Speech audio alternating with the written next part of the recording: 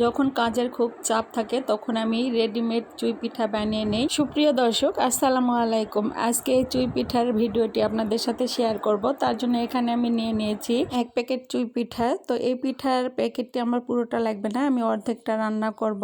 তো এই প্যাকেটের গায়ে প্রস্তুত প্রণালীটা দেয়া আছে কিভাবে রান্না করতে হবে। তো এটি রান্না করার জন্য আমি প্রথমে 1 লিটার তরল দুধ নিয়েছি এবং এখানে হাফ কাপ চিনি দিয়ে একটা শিরা তৈরি করে নিয়ে হাফ প্যাকেট চুই পিঠা এখানে দিয়ে দিয়েছি এবং তারপর এটি ভালোভাবে সিদ্ধ হওয়ার জন্য রান্না করে নিব। তো এখন দেখতে পাচ্ছেন আমি এটি একটু নেড়ে চেড়ে দিচ্ছি। আর এটি সিদ্ধ হতে কিন্তু বেশিক্ষণ সময় লাগবে না, জাস্ট রান্না হয়ে গেলে আমি এটি নামিয়ে নিব চুলা থেকে। এই তো প্রায় আমার হয়ে এসেছে, এখন আমি সার্ভ করে নিব।